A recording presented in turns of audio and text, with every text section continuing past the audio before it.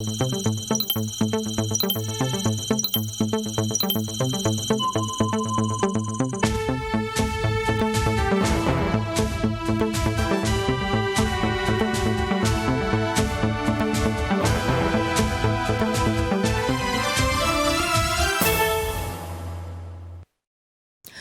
semaines après avoir pris le pouvoir par coup d'État, le lieutenant-colonel Paul-Henri Damiba a été investi président du Faso par le Conseil constitutionnel. La prestation de serment a eu lieu ce matin.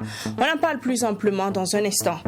Transition au Burkina Faso, une belle opportunité selon Dr Ousmane Bougma, maître assistant de droit privé, pour opérer des réformes structurelles et institutionnelles. C'est le moment pour le MPSR de refonder le Burkina Faso à la croisée des chemins, a-t-il déclaré, avant de proposer au mouvement de se concentrer sur l'appareil judiciaire et la question de l'emploi.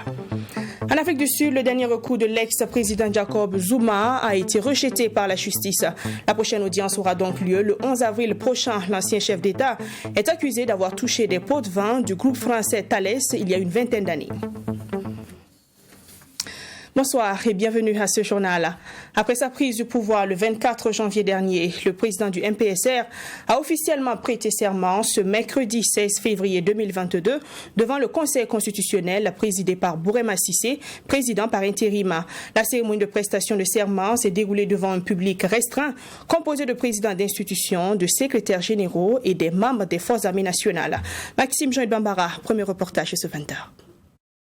Le lieutenant-colonel Paul-Henri Sandaogo Damiba, président du Faso, président du MPSR, prêtant officiellement serment ce mercredi 16 février devant un comité restreint de présidents d'institutions, de secrétaires généraux et devant les membres du Conseil constitutionnel. Je jure devant le peuple burkinabé et sur mon honneur de préserver, de respecter, de faire respecter et de défendre la Constitution, l'acte fondamental et les lois, de tout mettre en œuvre pour garantir la justice à tous les habitants du Burkina Faso.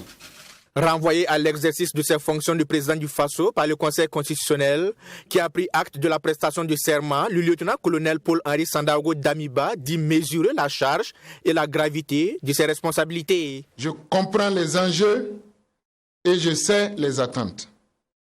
Dans l'esprit des aspirations de notre peuple, je m'engage à gouverner par l'exemple et dans la sobriété, loin du faste des temps de paix. Le succès, seul issue envisageable à mon sens, ne sera pas le mien, mais celui du peuple burkinabé tout entier. Oui, le succès, c'est le baromètre sur lequel le MPSR sera désormais jugé. Et le président du Faso d'appeler tous les Burkinabés à retrousser les manches pour oser inventer le prospère Burkina de paix et de justice. Militaires, paramilitaires, volontaires pour la défense de la patrie, nous qui sommes en première ligne de ce combat, il nous faut donner à nos populations des raisons d'espérer. Il nous faut leur insuffler notre rage de vaincre. Il nous faut leur donner l'envie de s'engager à nos côtés et de nous soutenir de toutes leurs forces. Surtout, il nous faut redonner à ces milliers de personnes déplacées internes le droit de rêver. Nous avons le devoir de leur rendre le droit de retourner chez eux, de cultiver leurs terres, de nourrir leurs familles et de créer un avenir pour leurs enfants. Les défis sont énormes, mais les priorités pour le président du MPSR restent la crise sécuritaire et la refondation de l'administration. Nous allons procéder à une dépolitisation systématique, méthodique et progressive de l'administration publique.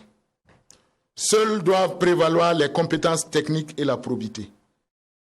De même, la lutte contre la corruption, véritable serpent de mer dans notre pays depuis plusieurs décennies, doit prendre une nouvelle dynamique. L'administration publique que nous voulons mettre en place doit constituer en elle-même, par son mode de fonctionnement et par les valeurs morales des premiers responsables, un outil qui dissuade. Le président du Faso a par ailleurs pris l'engagement de vider tous les dossiers de crimes économiques toujours pendants et mettre en garde tous ceux qui tenteront de faire obstruction au processus. La mise en garde va également à l'endroit des acteurs politiques qui voiraient en cette période une trêve à l'issue de laquelle il faut reprendre les calculs politiciens. Et nous restons sur la prestation de serment du lieutenant-colonel Damiba qui a eu lieu ce matin. La question sur la légalité de cet acte reste d'actualité. Notre chef de desk politique, Bernard Bougma, est revenu sur la question à l'édition de ce 13h. On écoute ensemble sa réaction dans cet élément. Cette cérémonie d'ailleurs crée un autre débat, je vais vous expliquer tout à l'heure. Ça ne met pas fin parce que les jurys sont confondus, les constitutionnalistes se cherchent par rapport à pouvoir trouver la légalité liée à cet acte-là. Dès lors également que l'acte aujourd'hui consacre aussi la prise de pouvoir par d'autres moyens autres que les urnes, alors que c'est ce qui était incardiné dans notre constitution. Et on rappelle ça d'ailleurs lors de la prestation de serment, donc suivi de l'investiture du chef de l'État.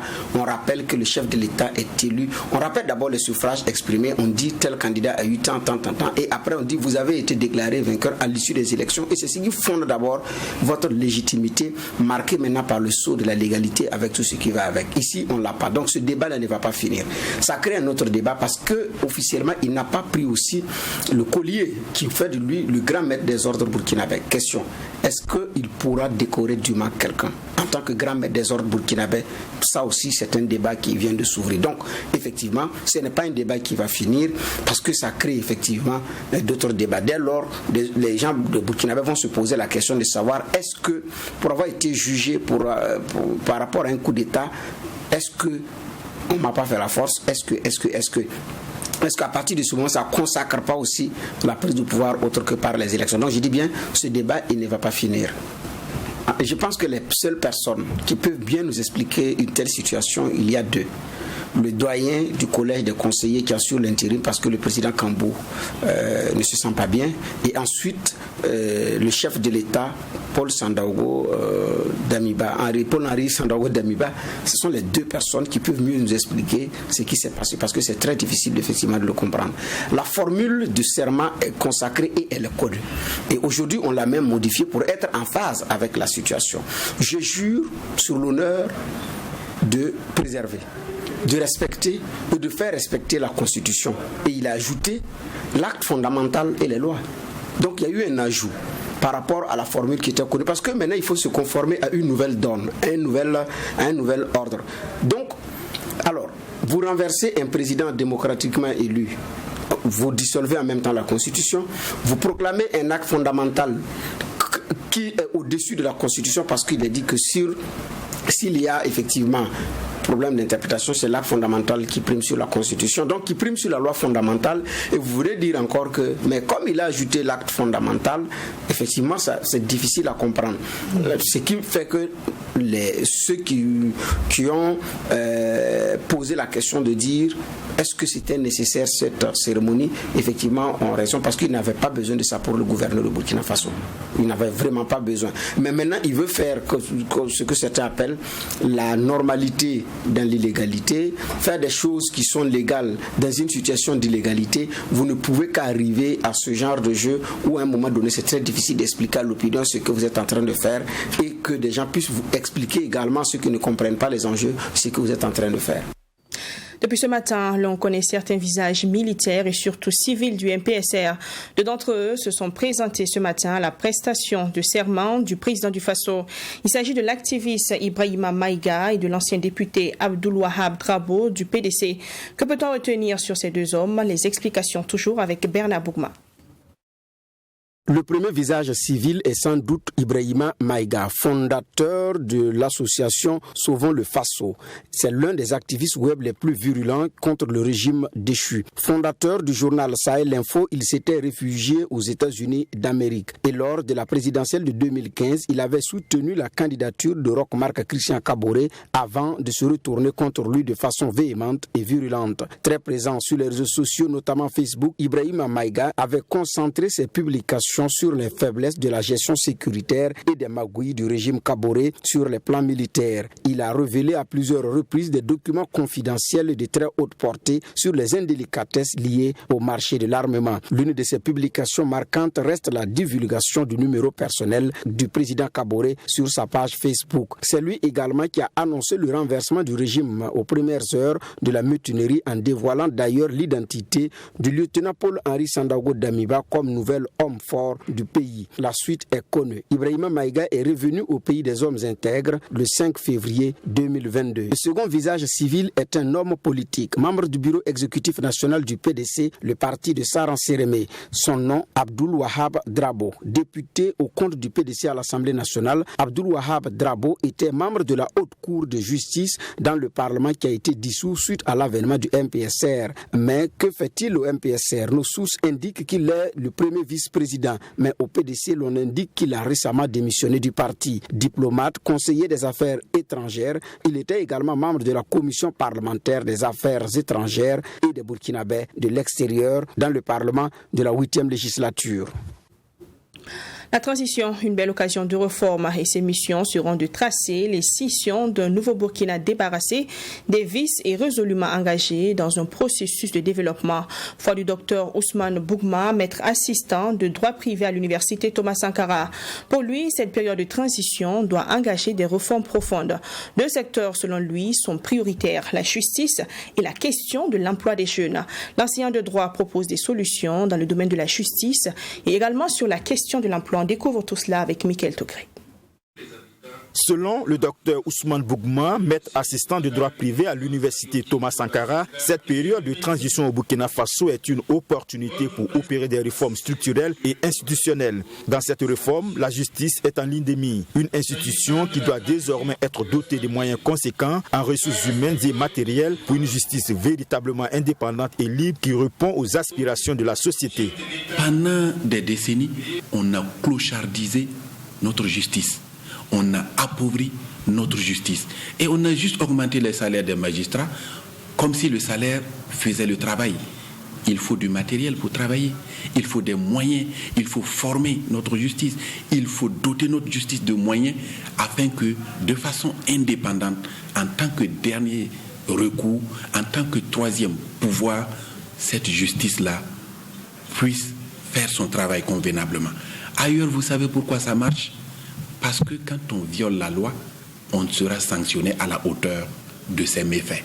Et pour le docteur, en droit, le Burkina renouveau prôné par le MPSR doit se traduire par une gouvernance exemplaire au sommet de l'État. Réforme des institutions, oui, dira le docteur Ousmane Bougma, mais la plus grande des réformes reste sans doute un changement de comportement. Pour l'enseignant d'université, il faut que chaque Burkinabé soit en phase avec les enjeux et privilégie l'intérêt supérieur de la nation. Il faut une gouvernance exemplaire. Il faut qu'il donne l'exemple pour que le peuple puisse suivre.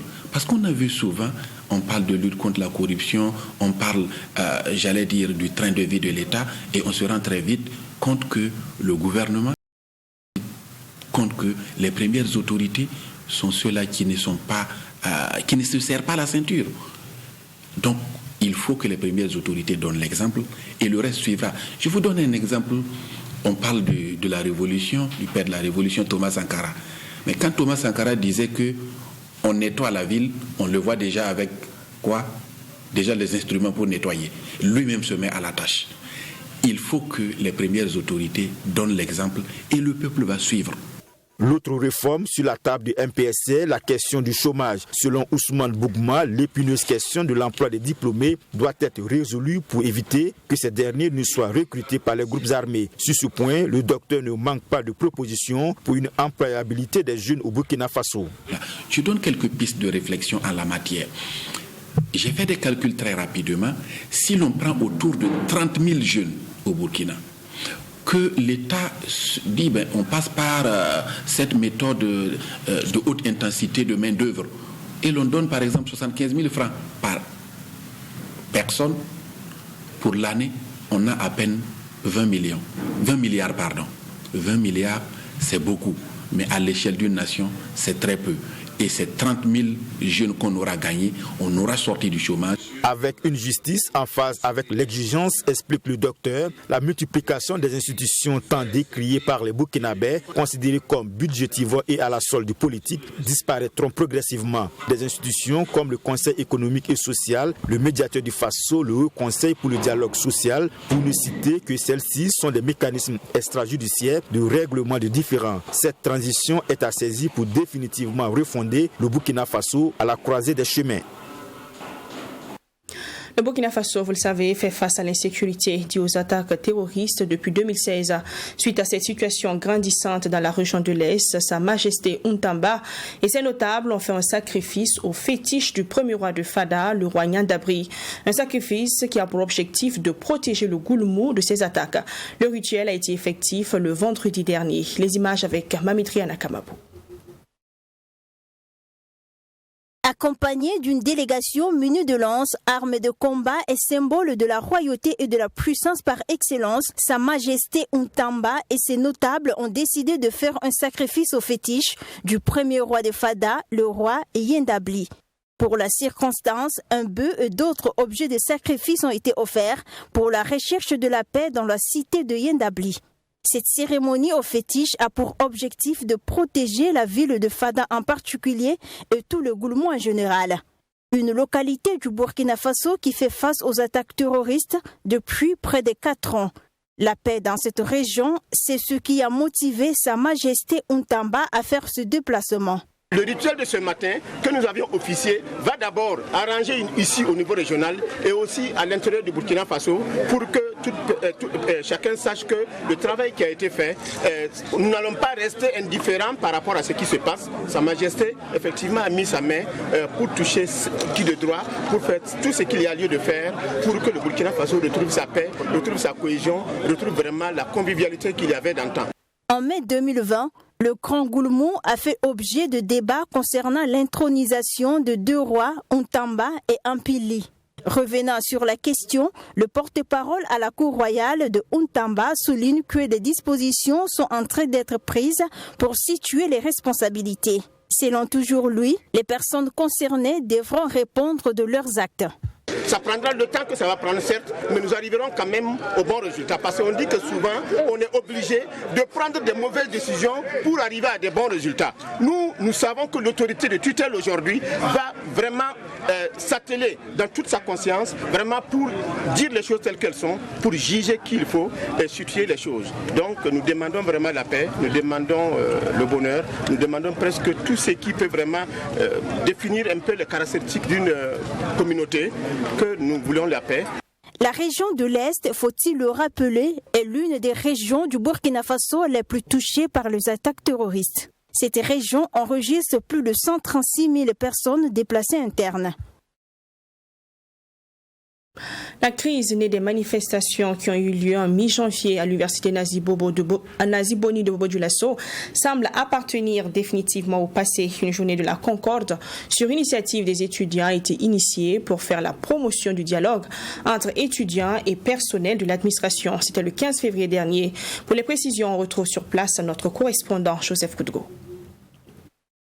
Aplanir les divergences nées des événements des 13 et 14 décembre 2021 et permettre à l'administration et aux étudiants de l'université Nazi Boni de fumer définitivement le calumet de la paix, c'est tout le sens de cette journée de la Concorde. Objectif, promouvoir le dialogue pour une sortie de crise. Alors, pour un climat apaisé au campus, prospère à nos études, il va falloir une communication fluide entre l'administration et les étudiants.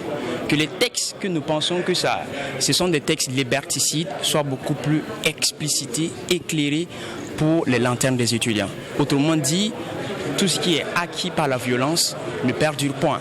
C'est pourquoi nous voulons un dialogue avec l'administration pour la résolution de certains de nos problèmes. Nous aurons 2 grands orateurs, nos enseignants, qui ont en tout cas accepté de venir nous éclairer sur les objectifs de cette journée, la Concorde. Alors ce seront des échanges directs parce que les étudiants auront la chance de les poser directement les questions sur les franchises universitaires.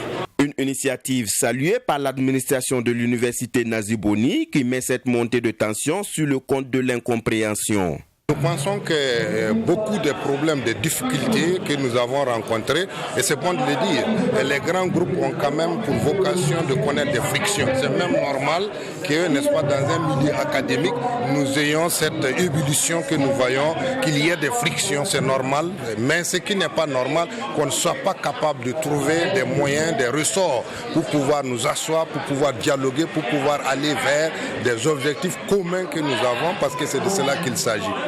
Il y a eu une crise le 13-14 passé, mais du fait du manque de communication. Parce que vous voyez, d'un côté, certains estimaient et peut-être avaient fait une mauvaise lecture de certains textes d'application et estimaient que les plus hautes hiérarchies supérieures et nous-mêmes, n'est-ce pas, nous étions en train de forcer pour imposer des textes qui vont bloquer ou distordre le meilleur fonctionnement de l'institution. Mais le temps ne les a pas permis véritablement de bien mesurer et de bien comprendre les textes.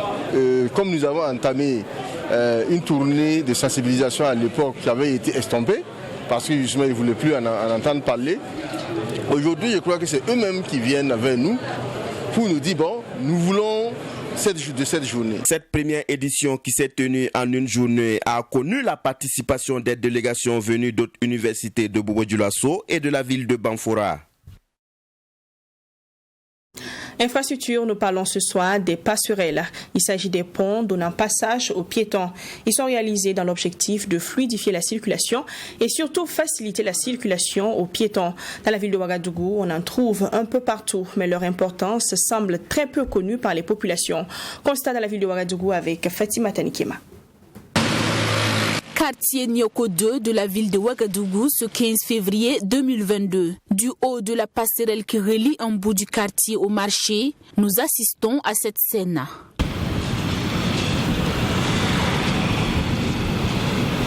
Des piétons qui tentent bien que mal de traverser les voies dédiées aux véhicules et motocyclistes alors qu'un passage qui leur est consacré s'y trouve. Ignorance, paresse, incivisme ou manque de volonté. Les raisons de la non-utilisation des passerelles ou passages de piétons aériens sont diversifiées.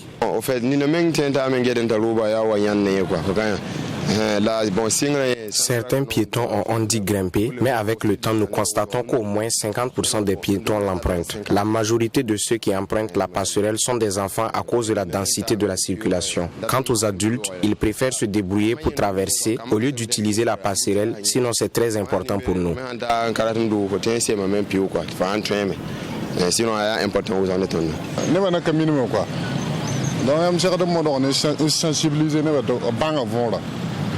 Les usagers ne sont pas habitués à ça. Il va falloir les sensibiliser davantage. Il faut penser aussi à nettoyer de temps en temps car c'est sale. Si on injecte des millions là-dedans et que c'est délaissé, ce n'est pas bon. Il faut aussi que la police pense à venir chercher les enfants qui ont élu domicile sur la passerelle car certains y passent la nuit. Pourtant, c'est un passage. Tout ça, c'est pas normal. Donc, tout ça, c'est pas normal. Même s'il ne manque pas de motifs pour éviter ces quelques passerelles dont dispose la capitale burkinabé, certains riverains trouvent que ces passages pour piétons sont d'une grande utilité pour la population. Elles facilitent la mobilité des piétons, qu'ils soient vieux, adultes ou enfants. Le matin, on part me déposer à l'école et à midi, je monte sur les escaliers. Je préfère passer sur la passerelle pour éviter les accidents de la circulation. Avant, nous traversions la voie des véhicules et motocyclistes, ce qui n'est pas chose aisée. Mais avec la passerelle, c'est facile maintenant de passer de l'autre côté de la voie à pied.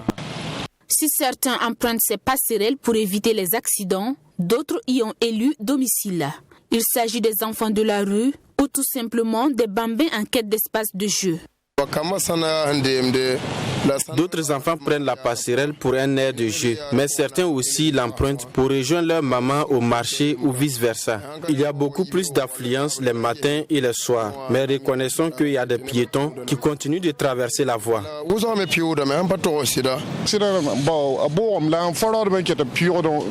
Il y a moins d'accidents maintenant, mais ceux qui continuent de forcer le passage des véhicules et motocyclistes se font toujours renverser. Il y a des heures, si tu t'amuses pour traverser la voie, tu te feras renverser. commencer. Par exemple, de 17h à 18h. Cette voie est un peu large, donc si tu te mets à marcher, on risque de te cogner. Donc, il faut courir.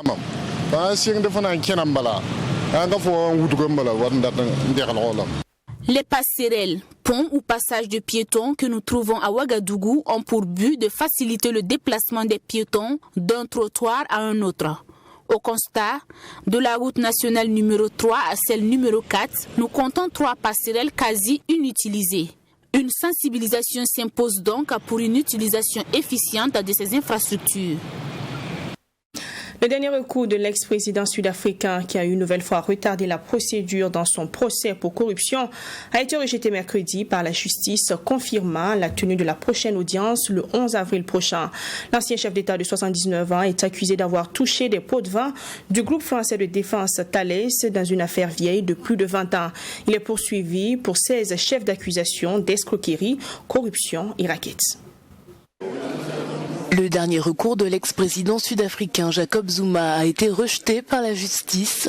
Mercredi, l'ancien chef d'État, accusé d'avoir touché des pots de vin du groupe français de défense Thales il y a plus de 20 ans, a vu sa dernière tentative pour retarder le procès pour corruption échouer. La prochaine audience aura donc bien lieu le 11 avril prochain. Jacob Zuma accusait le procureur général, Billy Downer, de partialité et souhaitait qu'il soit dessaisi. La justice, qui avait rejeté cette demande en octobre, a cette fois également refusé à l'ex-président le droit de faire appel de cette décision. Le procès avait débuté en mai 2021 avec déjà de nombreux reports et retards. Âgé de 79 ans, Jacob Zuma est poursuivi pour 16 chefs d'accusation d'escroquerie et de racket. Le groupe français Thales est également inculpé pour corruption et blanchiment d'argent. Parallèlement, Jacob Zuma avait été condamné à 15 mois de prison pour avoir refusé de se présenter devant une commission d'enquête sur la corruption d'État sous sa présidence. Il avait été libéré pour raison de santé après avoir effectué 2 mois de sa peine. Et avant de nous séparer, cette brève information en football, éliminatoire CAN féminine Maroc 2022. Un match aller, le Burkina Faso prend une option sérieuse pour la qualification en atomisant la Guinée-Bissau par le score de 6-0. Le match retour est prévu pour le 23 février prochain à Porto-Novo au Bénin.